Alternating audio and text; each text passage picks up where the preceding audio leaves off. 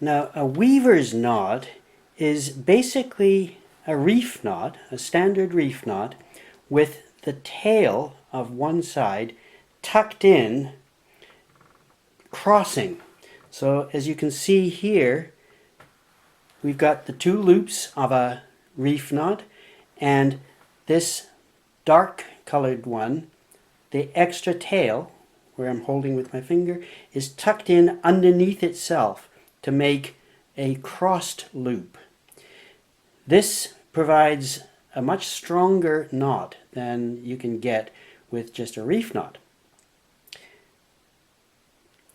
Now, how to tie this knot?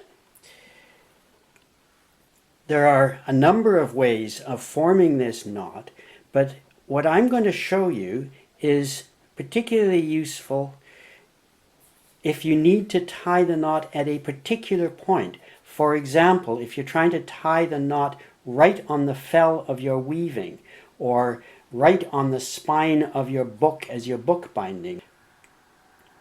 And this process that I'm going to show you allows you to tie the knot at the precise place that you want it.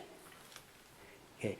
Now, my knot making skills are better than my cinematography skills, so you'll have to bear with me if it's difficult to see what I'm doing. First, start off by making a slip knot in the end that we are going to tie onto, for example, the broken end of a warp thread. So this black thread is the one that is going to tie onto the end of the broken warp thread. And as I say, we start off with making a simple slip knot.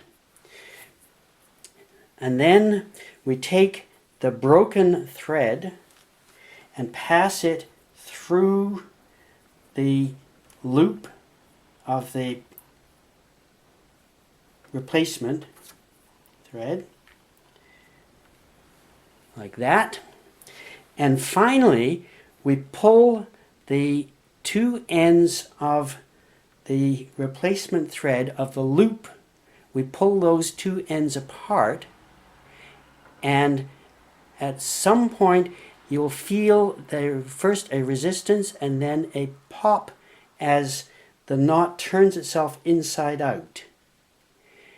And as you can see, the little white thread has come through inside. Now the knot has formed itself, and to tighten it, we simply pull apart the black and the white threads, and that tightens it up, and that is a very secure weaver's knot.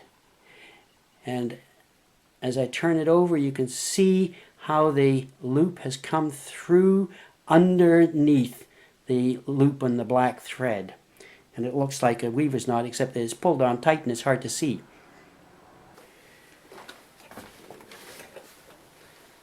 Okay. So we make a slip knot. Okay, you just... And then pass the broken end through. And then get your assistant to put a little bit of tension on it while you pull down hard against the point. And now if you let it go loose.